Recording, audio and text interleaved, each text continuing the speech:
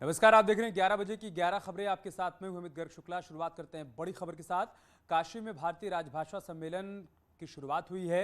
राजभाषा सम्मेलन में शामिल हुए अमित शाह, सीएम योगी भी कार्यक्रम में मौजूद हैं।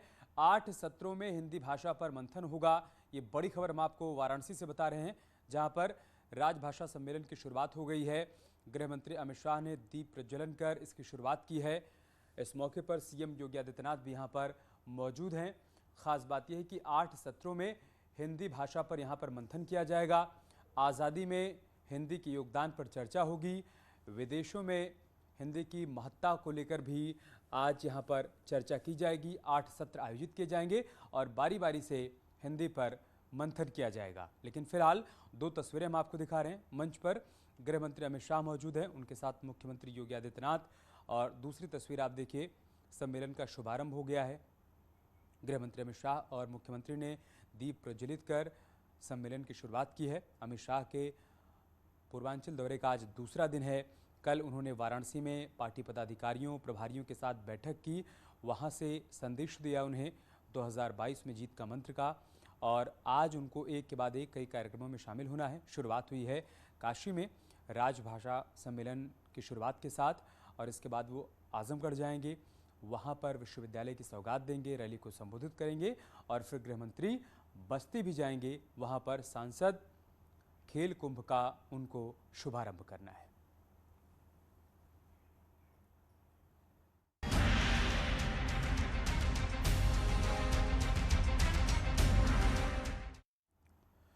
और अब बात करते हैं एक बड़ी खबर की। दिल्ली एनसीआर में बढ़ते वायु प्रदूषण को लेकर आज सुप्रीम कोर्ट में सुनवाई है। Chief justice NV Ramana, justice DY Chandrachud और जस्टिस सूर्यकांत के स्पेशल बेंच में सुनवाई होनी है। दिल्ली एनसीआर समेत यूपी के भी कई शहरों में प्रदूषण की हालत बद से बदतर होती जा रही है। हवा इतनी जहरीली है कि सांस लेना भी मुश्किल हो गया है। इसको लेकर तमाम दावे और फैसले लिए जा रहे हैं, लेकिन इसके बावजूद कोई सकारात्मक असर होता हुआ दिखाई नहीं दे रहा है। हर साल दिवाली से पहले सांस लेना भारी हो जाता है। दिल्ली एनसीआर में हवा की गुणवत्ता बहुत ही ख़राब दर्ज की जा रही है। एयर क्वालिटी इंडेक्स की जो तस्वीर सामने आती है वो बताती है कि हर शहर में प्रदूषण का लेवल दिनों दिन बढ़ता जा रहा है। और इसको लेकर जो तमाम कदम उठाए जा रहे हैं वो फिलहाल अपेक्षाकृत प्रभावी नहीं साबित हो रहे हैं।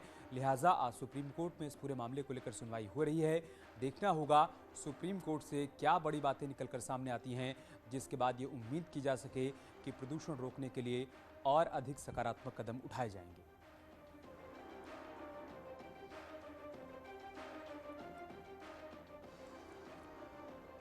तो बढ़ते वायु प्रदूषण को लेकर सुप्रीम कोर्ट में सुनवाई है।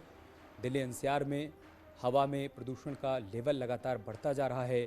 दिवाली से पहले से ही लोगों का सांस लेना मुश्किल हो जाता है। लिहाजा सुप्रीम कोर्ट में इस पूरे मामले की सुनवाई हो रही है। तमाम बिंदुओं पर विचार विमर्श किया जाएगा। उसके बाद देखना होगा सुप्रीम कोर्ट की तरफ से क्या कुछ आदेश आता है। इससे पहले के वर्षों में हमने देखा है कि दिल्ली में ऑड इवन सिस्टम लागू किया गया ताकि प्रदूषण को कम किया जा सके। साथ ही निर्माणाधीन इमारतों को लेकर भी गाइडलाइंस जारी की गई, लेकिन हमने देखा है कि बार बार उन गाइडलाइंस का उल्लंघन होता है और उसका परिणाम ये होता है कि हर बार दिल्ली एनसीआर में लोगों को ऐसे ही प्रदूषण से दो चार होना पड़ता है। वायु प्रदूषण पर अपडेट और जानकारी के लिए हमारे सहयोगी इस वक्त हमारे साथ जुड़ रहे हैं। सुशील पांडे हमारे साथ दिल्ली से हैं, अमित राणा हमारे साथ गाजियाबाद से हैं, हिमांशु हमारे साथ नोएडा से हैं। सुशील, मैं शुरुआत आपसे ही करूंगा। एक तरफ सुप्रीम कोर्ट में सुनवाई जारी है और आज देखना होगा कि वहां से क्या बड़ी बातें निकलकर सामने आती हैं, लेकिन आज हवा में प्रदूषण का स्तर क्या है, लोगों के लिए या कुछ राहत है या मुश्किल और बढ़ती जा रही है? जी देखिए, राहत तो नहीं कहा जा सकता है, क्योंकि अगर राहत होती तो इस मामले में सुप्रीम कोर्ट चिंता जाहिर नहीं करती। सुप्रीम कोर्ट में सुनवाई शुरू हो चुकी है और सुप्रीम कोर्ट ने सबसे पहले केंद्र सरकार से सवाल ही यही किया कि आपको पता ही है कि हालात बाहर बद से बदतर हो गए हैं और स्थिति ऐसी आ गई है कि लोगों को घरों में अपने बैठना पड़ रहा है, वो भी मास्क लगाकर। सवाल सुप्रीम कोर्ट ने यह भी किया है केंद्र सरकार से कि पराली को जलाने से रोकने को लेकर केंद्र सरकार की तरफ से कदम क्या उठाया गया। हालांकि सुप्रीम कोर्ट ने जिस तरह प्रदूषण का स्तर बढ़ा हुआ है उसको लेकर चिंता जाहिर की है। सुप्रीम कोर्ट ने केंद्र सरकार से यह सवाल भी किया है कि प्रदूषण को लेकर केंद्र सरकार की तरफ से कदम क्या उठाया गया है।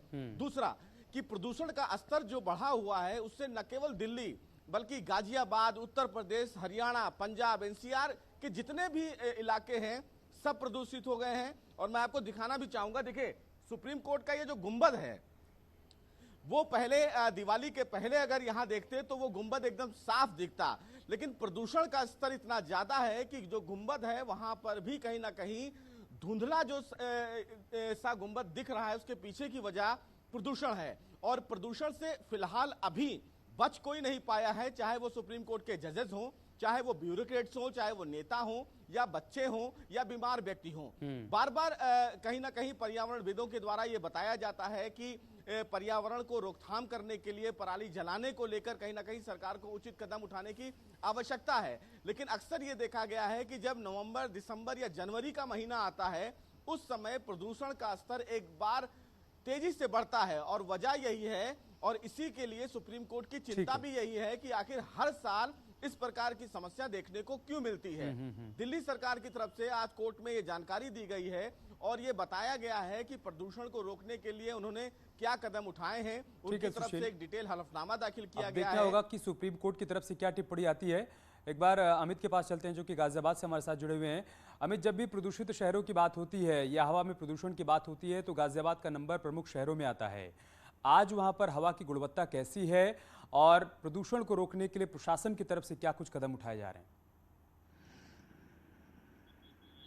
देखिए, लगातार गाजियाबाद के जो प्रदूषण स्तर है वो बढ़ता जा रहा है। अगर आज की बात की जाए, आज का AQI लेवल 460 है, जो कि बेहद ही ज्यादा गंभीर भी है। और वहीं दूसरी तस्वीरें मैं आपको दिखाना चाहूंगा, जहां तक भी आपकी नजर जाएगी धुंध की एक चादर आपको यहां नजर आएगी। जहां भी जो बिल्डिंग, ऊंची ऊंची बिल्डिंग है, गगनचुंबी इमारतें हैं, वो भी नहीं नजर आ रही है। वजह सिर्फ यही है कि लगातार जो धुंध की चादर है वो बढ़ती जा रही है। हालांकि शासन और प्रशासन की तरफ से लाख इंतजाम किए जा रहे हैं, छिड़काव किया जा रहा है, बावजूद उसके प्रदूषण का स्तर लगातार बढ़ता जा रहा है। यही कारण भी रहा कि आज माननीय सुप्रीम कोर्ट में भी प्रदूषण को लेकर चिंता जताई और उस पर जो है अभी सुनवाई भी होनी है। लेकिन इसका सबसे ज्यादा खामियाजा जो दुपहिया वाहन चालक है उन्हें भुगतना पड़ता है, क्योंकि दिन के समय में भी उन्हें लाइट जलाकर रोड पर चलना पड़ता है। वहीं दूसरी ओर छोटे बच्चे और जो बुजुर्ग व्यक्ति हैं उन्हें भी खासी दिक्कतों का सामना करना पड़ रहा है। और सरकारी अस्पतालों में दमा और अस्थमा के जो मरीज हैं उनकी तादाद भी लगातार बढ़ती जा रही है। वजह सिर्फ यही है कि दिल्ली, NCR सहित गाजियाबाद में पोल्यूशन का स्तर लगातार बढ़ता जा रहा है। हालांकि कई कवायदे की गई, लेकिन कमोवेश यही हालात देखने को मिलते हैं। जैसे ही दिवाली का सीजन आता है उसके बाद से पोल्यूशन का स्तर लगातार बढ़ता रहता है। हालांकि कई कदम उठाए जाते हैं, बावजूद उसके पोल्यूशन का स्तर बढ़ता रहता है और उसका सीधा सीधा खामियाजा आम जनता को भुगतना होता है। जो बुजुर्ग व्यक्ति हैं उन्हें भुगतना होता है, जो छोटे बच्चे हैं। ऐसे में दिल्ली सरकार की तरफ से तो ये भी कह दिया गया है कि जो बुजुर्ग व्यक्ति हैं, जो महिलाएं हैं, छोटे बच्चे हैं, वो घर से बाहर ना निकलें। लेकिन बड़ा सवाल ये बनता है कि आखिरकार बढ़ते हुए पोल्यूशन पे किस कदर हम लोग घर से बाहर ना निकले, वो तो सही है अमित, लेकिन दिक्कत यह है कि अब घर में भी बैठे बैठे मुश्किल हो रही है। प्रदूषण का लेवल इतना ज्यादा बढ़ गया है कि घर के भीतर भी हिमांशु सांस लेने में लोगों को दिक्कत हो रही है। क्या यही तस्वीर है नोएडा में? जी बिल्कुल, आपको बता दें कि यूपी का शो विंडो नोएडा हर मामले में आगे रहता है और प्रदूषण के मामले में भी टॉप पर ही है। यहाँ पर आज एयर क्वालिटी इंडेक्स 484 है, यानी स्थिति बेहद खराब है। डार्क रेड जोन में नोएडा शहर है, दिल्ली से सटा है। और सबसे बड़ी समस्या क्या है, यहाँ पर आवागमन बहुत ज़्यादा है, जिसके चलते प्रदूषण का स्तर जो है वो बढ़ रहा है। सबसे बड़ी बात है कि सेक्टर 16 फिल्म सिटी DND के पास जो है एक स्मोक टावर भी लगाया गया था, जो अभी तक चालू नहीं हो पाया। और उसके पीछे की वजह बताई जा रही है कि बिजली का कनेक्शन नहीं हुआ, इसकी वजह से वो चालू नहीं हो पाया है। लेकिन हम आपको तस्वीरें भी दिखाना चाहेंगे कि ये तस्वीरें देखिए, ऐसा लग रहा है कि एक सफ़ेद चादर से शहर ढका हुआ है और विजिबिलिटी जो है वो 500 मीटर के करीब करीब है। यानी स्थिति बेहद खराब है, डार्क रेड जोन में है। और सबसे बड़ी बात क्या है, जो बाहर सड़कों पर लोग रहते हैं उनको कहीं ना कहीं आंखों में जलन की समस्या है, सांस लेने में समस्या है। बच्चे बुजुर्ग सबसे ज्यादा इफेक्ट होते हैं। और हर साल इस बार NCR कमीशन का गठन किया गया जो इन सब चीजों को ओवर रिव्यू कर रहा है। और 15 अक्टूबर से दिक्कत ये है हिमांशु, दिक्कत ये है कि इसके रिव्यू को लेकर एयर क्वालिटी इंडेक्स को पैमाना बनाया जाता है, जबकि आम लोगों के लिए प्रदूषण के लेवल क्या है वो देखने से और सांस लेने से समझ में आ जाता है। लेकिन दिक्कत यह है कि सिस्टम की नींद नहीं खुलती है, सिस्टम एयर क्वालिटी इंडेक्स में उलझा रहता है। बहुत शुक्रिया आप सभी का हमारे साथ जुड़ने के लिए और तमाम जानकारी हम तक पहुंचाने के लिए। एक बड़ी खबर हम आपको बताएंगे, लेकिन इस बीच एक बड़ा अपडेट आया है, वो बता देते हैं आपको। सुप्रीम कोर्ट में प्रदूषण को लेकर जो सुनवाई हो रही है उससे जुड़ी जो बड़ी बातें सामने आई हैं वो हम आपको बता रहे हैं। सुनवाई शुरू हो चुकी है। बढ़ते प्रदूषण पर सुप्रीम कोर्ट ने चिंता जताई है। सुप्रीम कोर्ट ने पूछा है कि अब तक क्या कुछ कदम उठाए गए हैं। ये सवाल किया है सुप्रीम कोर्ट ने।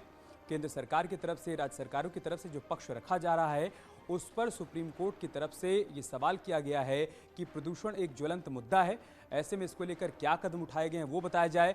घर में भी लोगों को मास्क पहनना पड़ रहा है। प्रदूषण को रोकने के लिए क्या प्रभावी कदम उठाए गए हैं। प्रदूषण का स्तर बेहद खराब हो चुका है और ये एक ज्वलंत मुद्दा है, लिहाजा बहुत गंभीरता से इस पर सोचने, विचार करने और कदम उठाने की ज़रूरत है। एक बड़ी खबर चंदौली से है। युवक की हत्या के बाद हंगामा हो गया है। गुस्साए लोगों ने दुकानों में तोड़फोड़ की है। कई दुकानों में आग लगा दी है। शव को सड़क पर रखकर ग्रामीणों ने बवाल किया है। सूचना के बाद कई थानों की पुलिस मौके पर तैनात कर दी गई है। अलीनगर थाना क्षेत्र की वारदात है। बड़ी खबर चंदौली से हम आपको बता रहे हैं, जहां पर अलीनगर में इस वारदात को अंजाम दिया गया है। दरअसल यहां पर गुस्साए लोगों ने कई दुकानों में तोड़फोड़ की है, आग लगा दी है। युवक की हत्या के बाद से लोगों में गुस्सा था, जिसके बाद लोगों ने जमकर बवाल किया। यहां पर शव को सड़क पर रखकर ग्रामीणों ने हंगामा किया। सूचना के बाद कई थानों की पुलिस मौके पर पहुंची है और हालात को काबू में करने का प्रयास किया जा रहा है।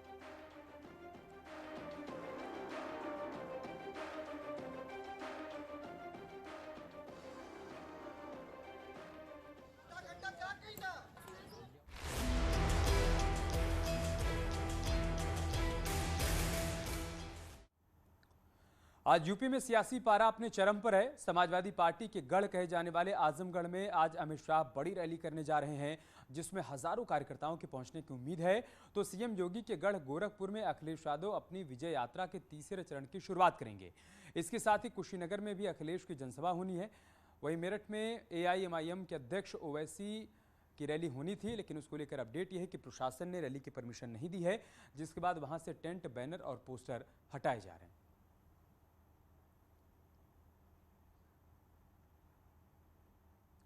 बरेली के फरीदपुर थाना क्षेत्र में 4 हमलावरों ने चरण सिंह नामक हिस्ट्री शीटर को गोलियों से भून दिया।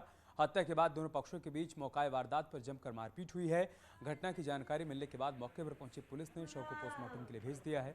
परिजनों की तहरीर पर 4 लोगों के खिलाफ हत्या का मुकदमा भी दर्ज कर लिया गया है। पुलिस 2 लोगों को हिरासत में लेकर पूछताछ कर रही है। पुलिस के मुताबिक चरण सिंह पर हत्या और चोरी जैसे 11 आपराधिक मुकदमे दर्ज थे।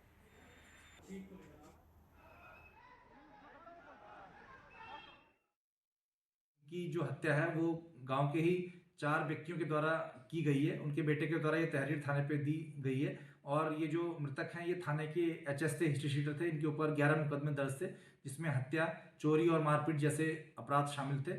ये जो चारों व्यक्ति हैं इनके द्वारा अभी इनमें से पुलिस के द्वारा 2 को हिरासत में ले लिया गया है, जिसमें विक्रांत और चरण सिंह हैं। इनको दोनों ही को हिरासत में ले लिया गया है। इनसे पूछताछ की जा रही है। आगे बढ़ते हैं। मथुरा में बांके बिहारी महाराज की प्राकट्य स्थली निधिवन राज में रात को दीवार फांदकर वीडियो शूट करने के मामले में लोगों में गुस्सा बढ़ता जा रहा है। आस्था से खिलवाड़ करने के इस मामले में धर्म रक्षा संघ के बैनर तले साधु संतों ने बैठक कर यूट्यूबर के खिलाफ कड़ी कार्रवाई की मांग की है। वहीं कोर्ट ने भी इस मामले में यूट्यूब से कंटेंट हटाने और वीडियो बनाने वालों के खिलाफ पुलिस ने कड़ी कार्रवाई करने के आदेश जारी किए हैं। धर्म रक्षा संघ ने महामंडलेश्वर स्वामी परमेश्वर दास महाराज की अध्यक्षता में एक बैठक की और इस जगह को गंगा जल से धोया जाएगा, ये फैसला लिया गया।